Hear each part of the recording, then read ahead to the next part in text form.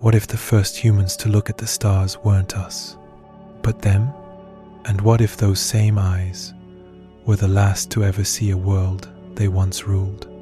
Let's step into the final winter of the Neanderthals, a story not of monsters or mistakes, but of minds that almost made it. 50,000 years ago, Europe belonged to another kind of human, stockier, stronger, their skulls broad and their brains even larger than ours. They hunted mammoth, painted with pigment, buried their dead with flowers. They were not beasts, they were thinkers. But the Ice Age had no mercy.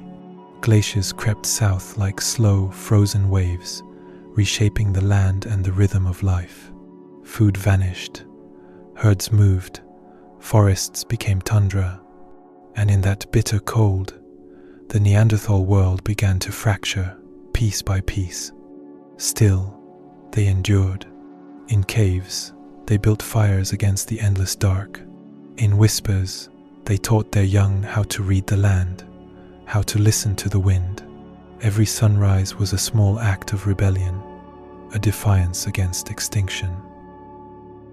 Then, one day, strangers came. They were smaller, thinner, and less adapted to the cold.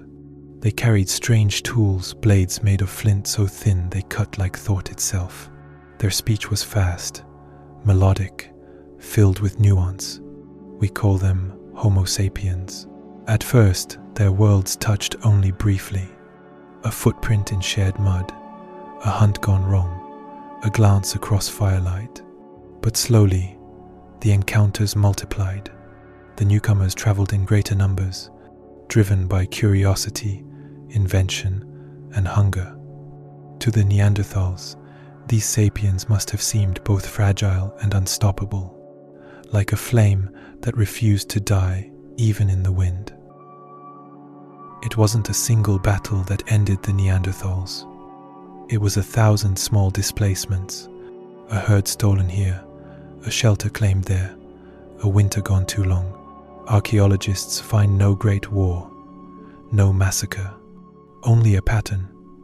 Each generation of Neanderthals pushed a little farther to the edge, into colder valleys, thinner forests, poorer soil. But it wasn't just conflict. There was love, there was sharing, there were children born of both species. Our DNA still carries their voice, small fragments of Neanderthal code inside every cell, whispering that they never truly vanished. Yet for them, time was running out. The climate grew harsher still. Caves, once warm with laughter, grew silent. They had survived ice and fire, but not change itself. Imagine the final Neanderthal camp, somewhere in the cold mountains of Iberia, wind howling through stone canyons, snow thickening on animal hides stretched above a dying fire.